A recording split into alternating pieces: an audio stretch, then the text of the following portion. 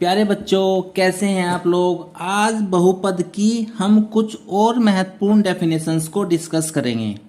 देखिए, वीडियो लंबी ना हो इसलिए मैंने ये डेफिनेशन पहले ही लिख लिया है।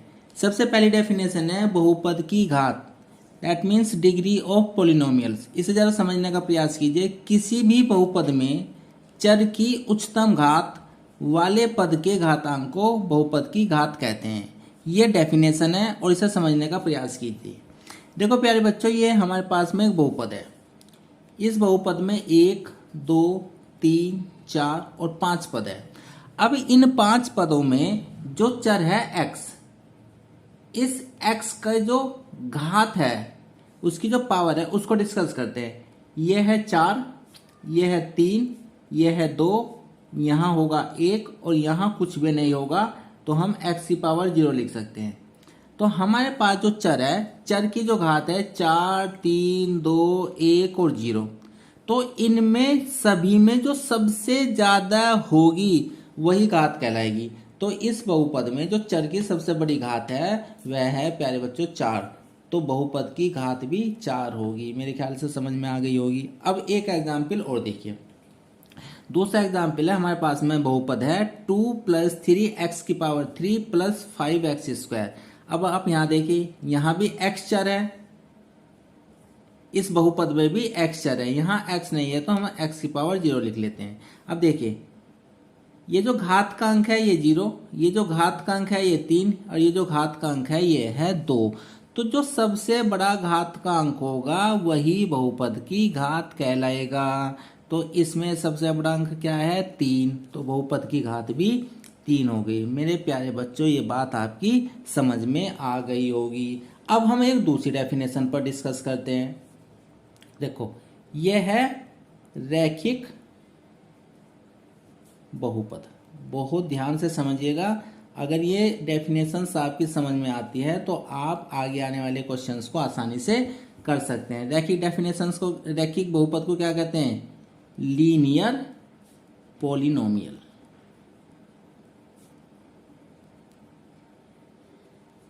प्यारे बच्चों, समझ में आ गया होगा। अब देखो इसकी परिभाषा, एक घात वाला बहुपद रैखिक बहुपद कहलाता है।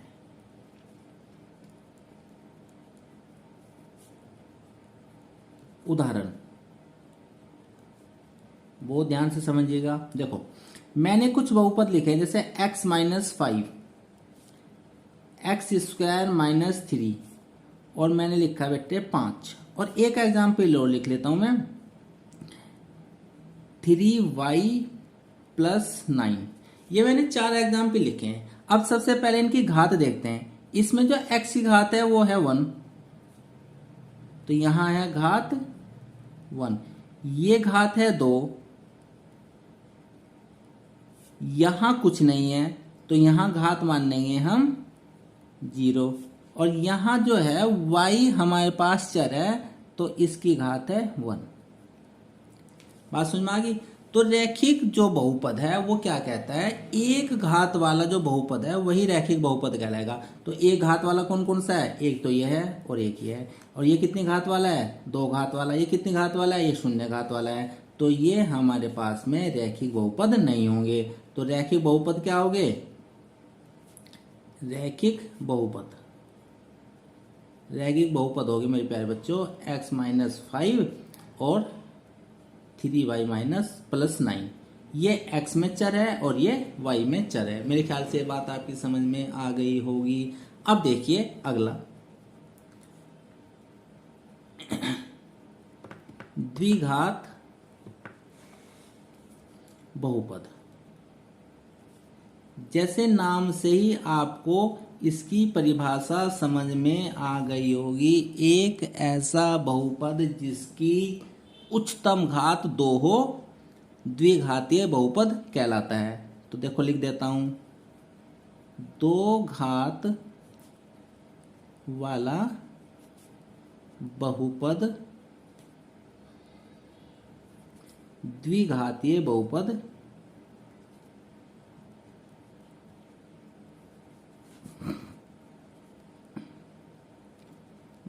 कहलाते हैं।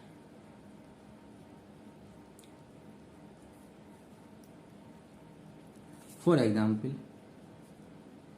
जैसे 3x² प्लस 5x प्लस 9, ये x में है, x चर है। आप चर कुछ भी ले सकते हैं, जैसे 9t² माइनस 1/2t, इसमें भी उच्चतम घात 2 है। और देखें जैसे 7s² प्लस 3/2, ये भी हमारे पास में 2 घात वाला ही बहुपद है। तो इस टाइप के जितने भी बहुपद होंगे वे सब 2 घात वाले बहुपद कहलाएंगे। मेरे ख्याल से ये बात आपकी समझ में आ गई होगी प्यारे बच्चों। प्यारे बच्चों, अब हम पढ़ रहे हैं त्रिघातीय बहुपद, दैट मीन्स क्यूबिक पोलिनोमियल। इसकी भी डेफिनेशन आपको शब्द से ही परिभाषित हो रही है। त्रिघातीय यानी 3 घात वाला बहुपद ही क्या कहलाता है? त्रिघातीय बहुपद कहलाता है। दैट मीन्स 3 घात वाला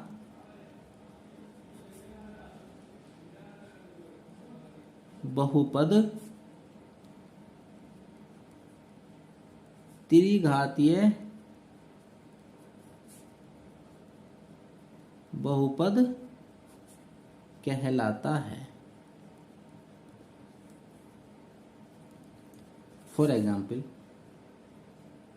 जैसे ax⁻3 bx² cx plus D. Condition है a की वैल्यू कभी भी 0 नहीं होनी चाहिए।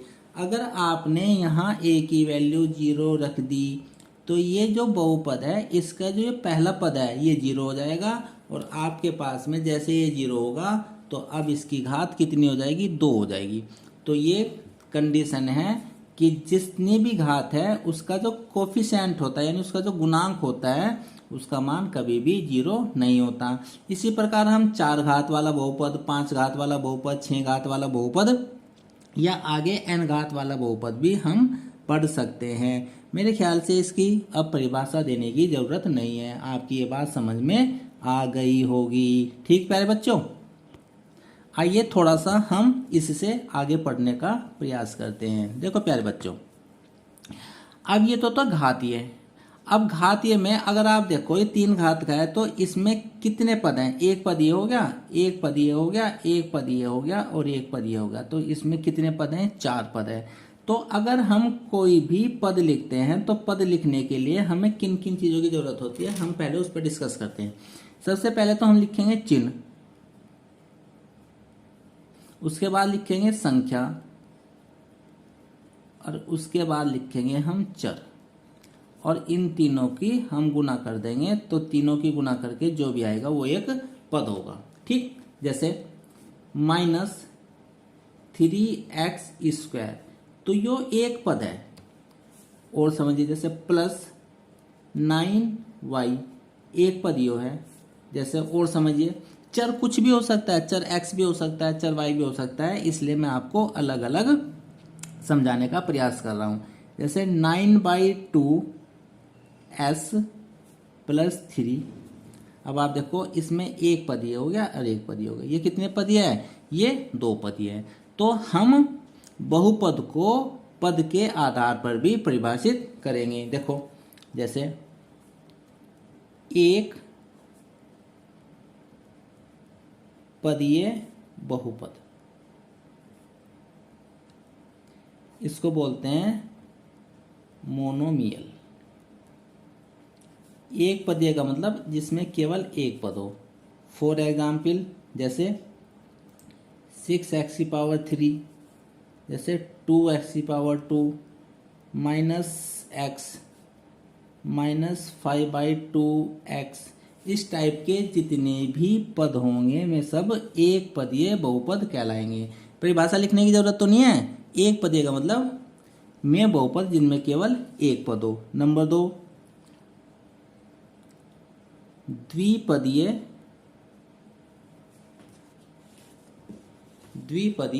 बहुपद। द्विपदीय का मतलब होता है बायोनोमियल।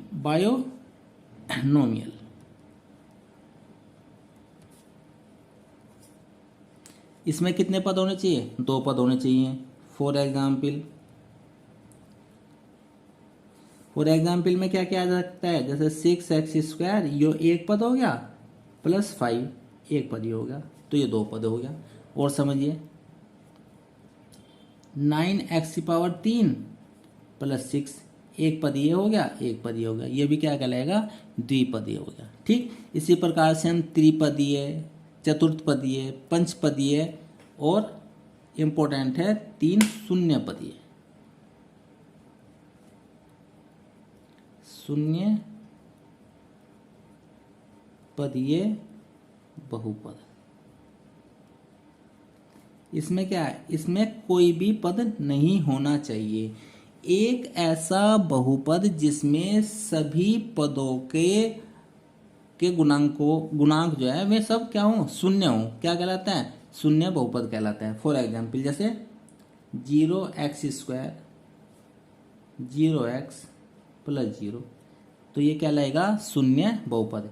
इसमें जो ये पद है इसका भी मान शून्य है, इसमें जो ये पद है इसका भी मान शून्य है, इसमें जो ये पद है इसका भी मान शून्य है, तो ये क्या कहलाएगा? शून्य बहुपद। और एक और अचर बहुपद। अचर बहुपद मतलब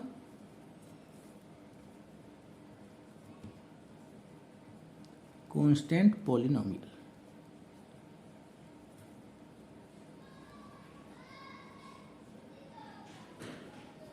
कांस्टेंट पॉलिनोमियल अचर बहुपद वे बहुपद कहलाते हैं जिनमें चर की जो घात है वो शून्य हो। जैसे 5x⁻0, जैसे 7, जैसे √3, -6। आप देखो कि इसमें x⁻0 लिखा है, यहाँ मैंने ऐसे लिखा है, तो इसको मैं ऐसे भी लिख सकता हूँ x⁻0, या इसको मैं ऐसे भी लिख सकता हूँ x⁻0, इसको मैं ऐसे भी लिख सकता हूँ x⁻0, ये तो ऐसे लिख दो या केवल ऐसे लिख दो। तो ये सब के सब क्या कहलाते हैं? अचर बहुपद कहलाते हैं।